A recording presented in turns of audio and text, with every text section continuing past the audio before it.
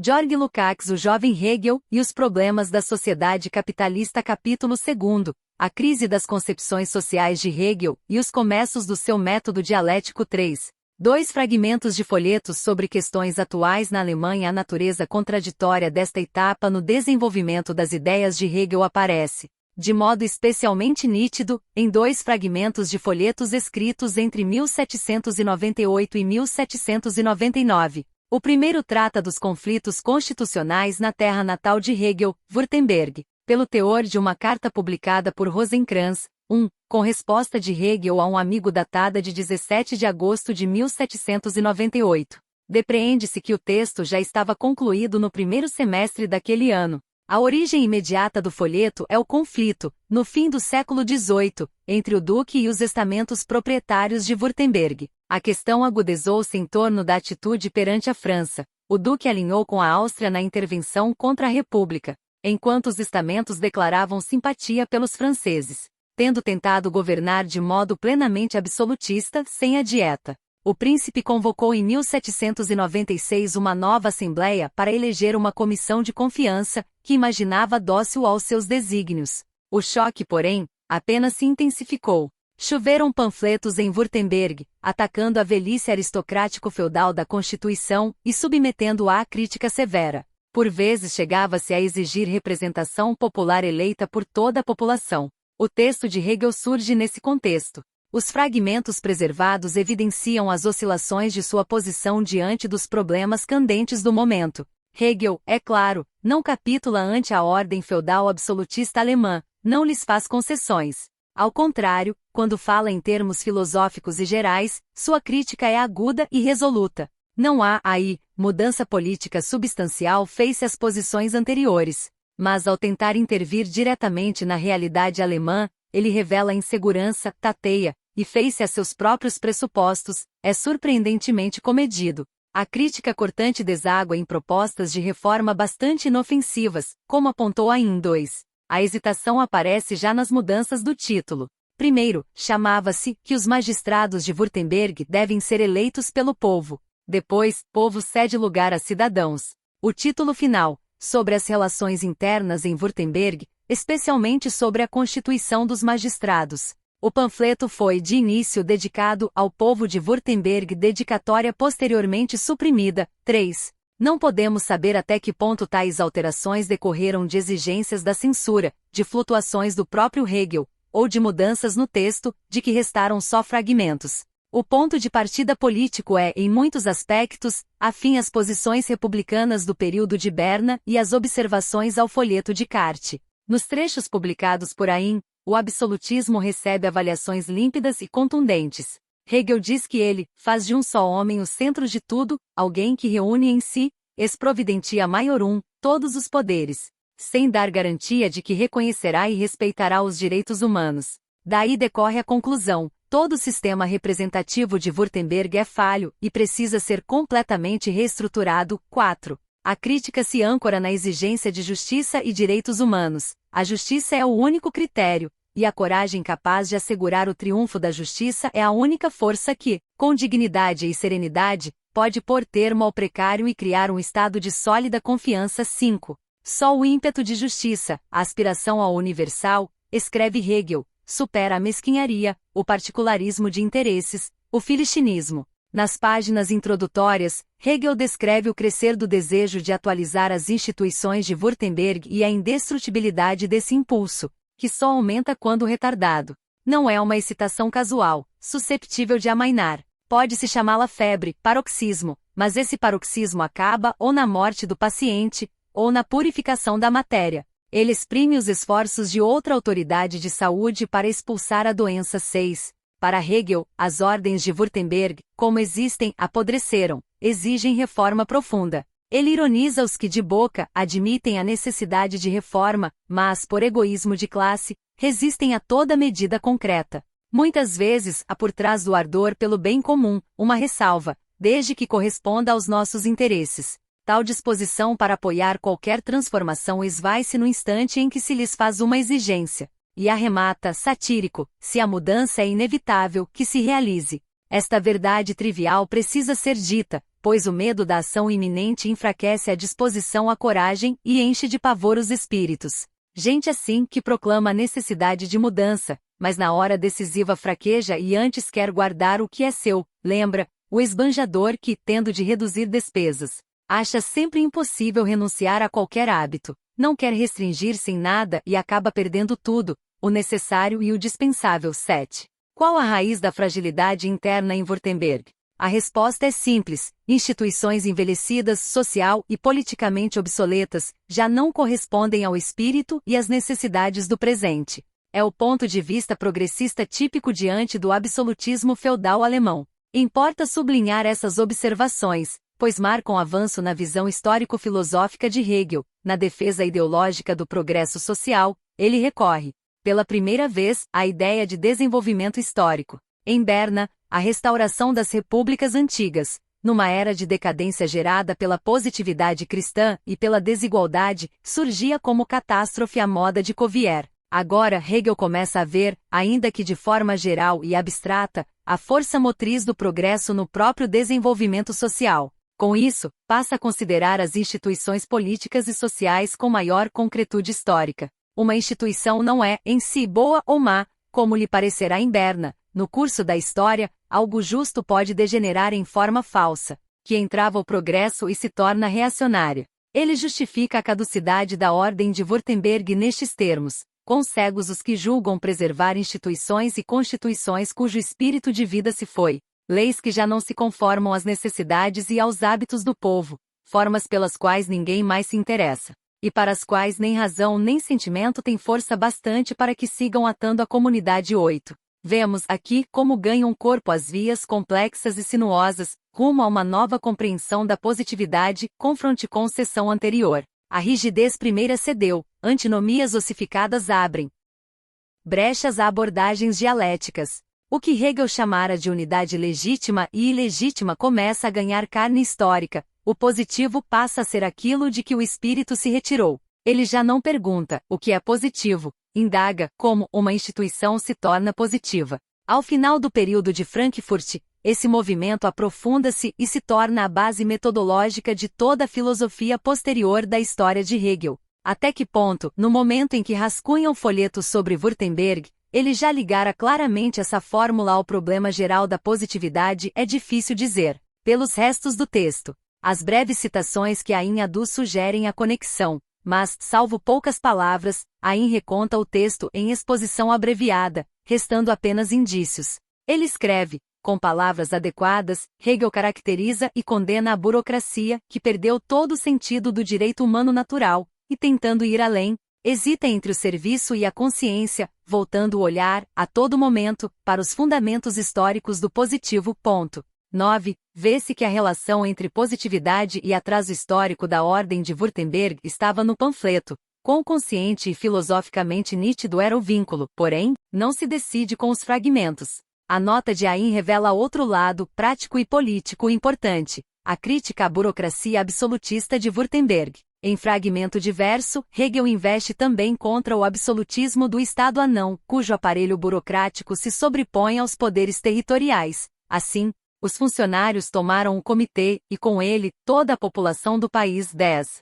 É claro, pois, que Hegel não era apenas crítico acerbo dos resíduos feudais, combatia, ao mesmo tempo, o absolutismo que com eles colidia. O objetivo final só podia ser outro: a transformação democrático-burguesa de Württemberg. Mais decepcionante, por isso, é a timidez e imprecisão quando formula propostas concretas. Depois da crítica severa e da fundamentação histórico-filosófica da necessidade de mudanças radicais, soa frustrante ler: será prudente, num país de monarquia hereditária e secular, escolher de súbito os representantes na multidão ignorante, habituada à obediência cega e às impressões do momento? E na esteira desse reparo, em vez de medidas decisivas, propõe, enquanto a velha ordem permanecer, enquanto o povo não conhecer seus direitos, enquanto não houver espírito comum, enquanto o poder dos oficiais não for limitado, eleições populares só servirão para levar à completa derrubada da nossa Constituição. O mais sensato seria transferir o direito de voto às mãos de um corpo independente de homens esclarecidos e justos. Mas não sei que espécie de eleição permitiria formar tal assembleia, ainda que se determinasse com cuidado quem pode eleger e quem pode ser eleito. 11. O hiato entre a crítica da ordem vigente e a timidez reformista é patente. Não basta, para explicá-la, lembrar que Hegel, como vimos em Berna, se distanciava da ala plebeia radical da Revolução, nem que após a experiência francesa, temesse ver uma representação eletiva degenerar numa convenção. Muitos liberais moderados na França e depois na Alemanha viam a representação como forma de transição para reformas necessárias. A razão verdadeira reside na atmosfera social e política geral da Alemanha e nas atitudes ideológicas que dela decorrem, e que marcam Hegel e contemporâneos ilustres, como Goethe. Pela amplitude de sua visão política, Hegel percebe o atraso das constituições alemãs e das propostas então em pauta, mas não vê como vincular a crítica ao encaminhamento de objetivos políticos. Dessas flutuações e dificuldades nascem ilusões reacionárias, historicamente inevitáveis, que o acompanharão até o fim e moldarão seu pensamento. Quanto mais concreto o problema, mais agudo o descompasso, e mais fortes as ilusões destinadas a superá-lo ideologicamente. Marx expôs com clareza, a ideologia alemã, o fundamento social e o caráter dessas ilusões. Descrevendo a Alemanha em sua fragmentação política e econômica ao fim do século XVIII e início do XIX, afirma: a impotência de cada esfera da vida impediu que qualquer delas conquistasse dominação preponderante. Daí, na era da monarquia absoluta, aqui na forma mais humilhante semi-patriarcal, a esfera que, pela divisão do trabalho, administrava os interesses públicos adquiriu independência excessiva. A burocracia se fortaleceu e o Estado constituiu-se como força supostamente independente. O que noutros países foi estágio de transição, na Alemanha perdurou. Daí o modo de pensar burocrático e as ilusões sobre o Estado, daí também a aparente independência dos teóricos fez-se à burguesia. A contradição aparente entre a forma como exprimem os interesses burgueses e tais interesses. 12. Basta um vislumbre do curso do pensamento hegeliano para ver como essas marcas da ideologia alemã transparecem nele. As ilusões sobre o modo de pensar burocrático respeitável, e sobre o Estado avultarão ainda mais em sua concepção madura de sociedade, mas já aqui atua independência aparente perante os interesses reais da burguesia ascendente, o móvel de Hegel. Daí a imprecisão e a timidez das reformas, e a fantasia de uma corporação independente que redesenha a Constituição. Sua atitude perante o liberalismo é nisto decisiva. Quanto aos fins sociais, Hegel acompanha os liberais em muitos pontos, quanto aos métodos políticos. Sobretudo os do liberalismo alemão rejeita-os, cada vez mais firmemente até o fim. Fé no sufrágio, parlamentarismo, reformas parlamentares, etc. 13. A contradição reflete o atraso econômico e social alemão e condiciona o desenvolvimento desigual e duplo da ideologia política.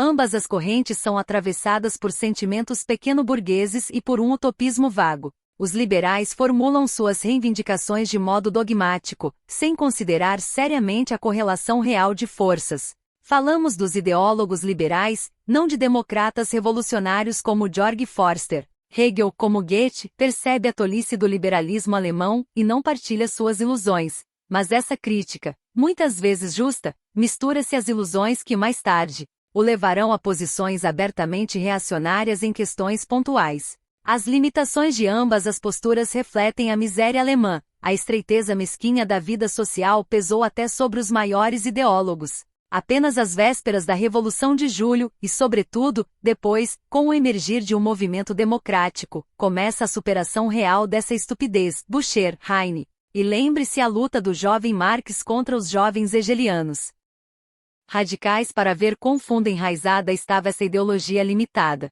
Como a base ideológica de Hegel se prende à estrutura de classes da Alemanha, ela permanece, no essencial, inalterada. É verdade, ao longo do tempo, Hegel se torna mais concreto e profundo na percepção das forças motoras e de suas leis, mas move-se sempre dentro de um limite. As contradições sociais que expõe, concreta e nitidamente, sem justificação social objetiva, transmutam-se em abstrações que depois ganham conteúdo burocrático e se apoiam em ilusões sobre o Estado.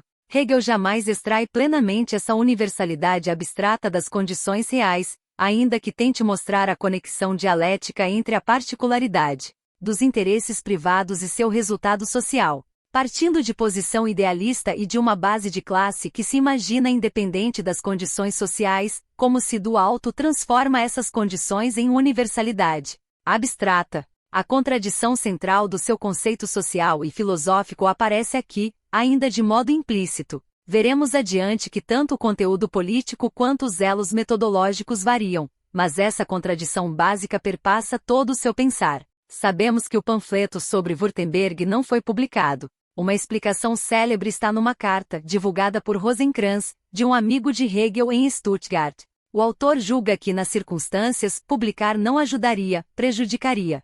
Um argumento decisivo mirava o esboço hegeliano de um colégio de notáveis, dito arbitrário. Mais importante, porém, foi a decepção com os resultados da guerra com a França, que atingiu várias camadas de progressistas e mesmo de revolucionários alemães. O Congresso de Rastatt, 10.797, abril 1799, que pôs termo à primeira coalizão contra a França, apenas retalhou o território alemão. Esperanças patrióticas, ainda que estreitas, de que as guerras republicanas expandissem instituições democráticas foram brutalmente desfeitas. Nas negociações, fez-se pequena barganha territorial. A decepção transparece no fecho da carta ao próprio Hegel. Nossa autoridade ruiu. Os administradores de uma grande nação traíram os sagrados direitos da humanidade ao desprezo e à zombaria de nossos inimigos. Não conheço vingança à altura do crime. Nessas circunstâncias, publicar seu ensaio só nos faria mal. 14. A contradição, assim expressa, atravessa todas as tentativas, teóricas e práticas, de alcançar a unidade alemã no período. Hegel levanta as questões no panfleto começado e não concluído. É muito característico, porém, que não haja nos esboços traço de amargura contra os franceses. Ele examina a unidade alemã pelas contradições internas de seu desenvolvimento, suas declarações posteriores, sobre as perspectivas da história universal, mostram que manteve a simpatia pela via francesa. Na época napoleônica, essa simpatia se intensifica. Na solução napoleônica dos problemas revolucionários, ele vê cada vez mais um modelo histórico. É claro, esse ponto de vista não o ajuda a superar a barreira, essencialmente intransponível, entre análise sócio-histórica e perspectivas de realização. Esse ato reaparece nos fragmentos de A Constituição da Alemanha, sobretudo no corte que Hegel dá ao manuscrito nos pontos em que deveria ser mais específico. Em Iena, retomará o trabalho, alargando e aprofundando a parte crítica e histórica e também a propositiva. Ainda assim, a lacuna migra para outro lugar e segue visível, até em páginas mais concretas. Hegel reconhece que até então, mudanças constitucionais ocorreram apenas por forças históricas reais, contudo na Constituição, silencia sobre as forças capazes de produzir as reformas desejadas. E onde as sugere, suas sugestões são vagas e ilusórias. 15. No primeiro fragmento, impressiona a nitidez crítica e a coragem analítica, e ao mesmo tempo, a ausência de perspectivas específicas. Hegel prevê o declínio e a possível dissolução da Alemanha. Sugere alternativa, e o manuscrito se interrompe. Após criticar o ímpeto de isolamento dos principados, escreve: se esta luta pelo isolamento é o único norte do império, a Alemanha caminhará, sem freio, para o abismo da morte. E seria, todavia, ocupação estúpida e vã. Não deveria a Alemanha escolher entre o destino da Itália e o caminho que leva a um Estado único? 16. Nada mais diz ali sobre as circunstâncias. Como os progressistas da época, Hegel vê o mal principal na propriedade, grande e pequena, dos principados, na fragmentação do país. E chega a uma posição radical. Fora o despotismo, isto é, os estados sem constituição, nenhum país possui um sistema estatal pior que o Império Alemão. E acrescenta: Voltaire chamou de anarquia o sistema estatal alemão. É de fato o melhor nome, se considerar a Alemanha um Estado, o que ela já deixou de ser. 17. A justificação desse veredito é típica de Hegel, mostra como a afirmação dos fatos bate de frente com suas suposições iniciais e como, pela espiral das contradições, ainda à custa de construções idealistas arriscadas, ele alcança novos conhecimentos. A contradição central do sistema alemão para Hegel está em o seu fundamento não ser, em essência, o direito público, mas o direito privado. Persiste nele muito da antiga compreensão do Estado, ora filiada ao justnaturalismo, ora tomando a antiguidade como modelo. condena os princípios do direito público alemão por não serem princípios estabelecidos a partir de conceitos da razão, mas meras abstrações do real. Reconhece que normas jurídicas emergem da luta efetiva, aceita o fato, e nele encontra algo contra a razão, algo contra o que a realidade deveria ser. A contradição é idealista e metafísica, tanto mais visível quanto mais examinamos a justificativa conceitual daquela abstração do real. Condenando-a, Hegel escreve: a propriedade veio antes da lei, não nasceu de leis, foi o adquirido que se converteu em direito.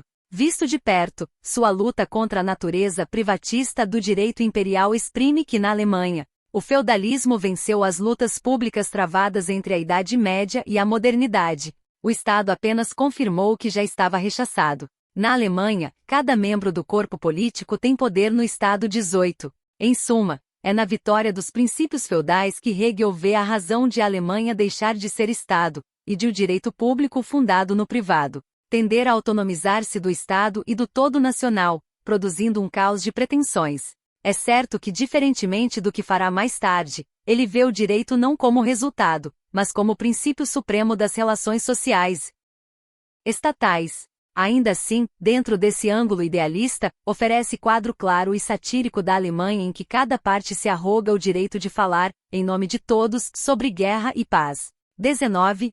Esta avaliação incisiva das relações alemãs exprime, mais do que no panfleto de Württemberg, uma visão histórica da positividade, reconhece o atraso, a necessidade de reforma. De um lado, Hegel rememora as forças progressistas que no passado erigiram a construção do império. Também presta tributo aos afetos e tradições ligados à memória nacional. De outro, sublinha com vigor que esse passado nada tem a ver com as questões reais do presente. No folheto sobre Württemberg, ele o formula assim: a construção estatal alemã é questão dos séculos idos, não corresponde ao nosso tempo. Nas suas formas, mais que destinos milenares se exprimiram: coragem, honra e sangue, necessidade e bem-estar de tempos passados, longas gerações já decadentes. A vida e as forças cujo desdobramento orgulha a geração presente são-lhe indiferentes. Não se interessam por ela, nem dependem dela. A velha arquitetura, com colunas e ornatos, resta sem o espírito do tempo 20.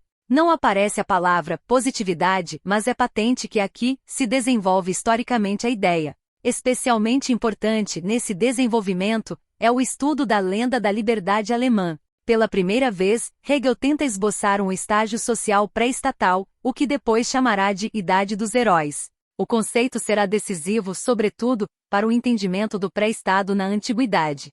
Mas há em escritos como a Estética, passagens em que a decomposição medieval é tratada de modo próximo a Vico. Suas observações atestam o amadurecimento do senso de historicidade e uma compreensão dialética da história. Longe tanto da glorificação dos estados primitivos com desejo de retorno, quanto do desprezo vulgar por eles em nome de alturas civilizatórias.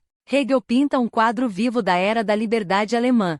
Um estado em que não eram leis, mas a moral que unia o povo, não uma ordem geral, mas interesses comuns, que o faziam estado 21. E acrescenta: quão pobre e tímido é chamar filhos daquele estado de horríveis, infelizes e estúpidos, e a si mesmo de infinitamente mais humano, feliz e inteligente. Tão infantil e tolo quanto considerar natural apenas o presente, e ter por necessário um estado em que leis dominam. Esse é o estado de liberdade 22. Poucos anos depois, às portas do período de Iena, dá a ideia um corte paradoxo, nas teses da dissertação, debatendo em parte com Hobbes, escreve: o estado de natureza não é injusto, por isso mesmo é necessário sair dele 23. Outro fragmento, publicado por Rosenkranz, trata o assunto de modo mais geral e filosófico, um resumo das reflexões de Hegel sobre a crise mundial 24. O ponto de partida e o clima geral já nos são conhecidos, confronte com um deste capítulo.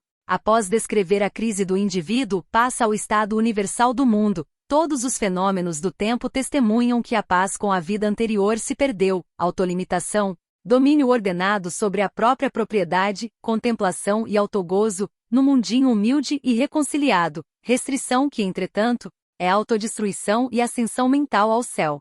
O tempo preparou o colapso dessas limitações religiosas, filisteias e autossatisfeitas. Pobreza e luxo corroeram o velho estado. De um lado, sede de enriquecimento, de outro, a consciência impura reprova, cada vez mais, que a propriedade, as coisas, foi convertida em absoluto, ao mesmo tempo em que se sente no tempo um espírito de vida melhor. A poesia e a filosofia alemãs ecoam o mandado da época, encontram apoio na ação de homens notáveis, no movimento de nações inteiras. Na pintura da natureza e do destino pelos escritores, e pela metafísica, as limitações adquirem seus contornos e sua necessidade no encadeamento do todo. 25. O conceito de positividade ganha aqui novo traço, sua historização, como vimos no panfleto de Württemberg, aparece primeiro quando instituições antes afinadas com a moral popular se apartam, com o tempo, da vida real, o espírito as abandona, e se convertem em instituições positivas.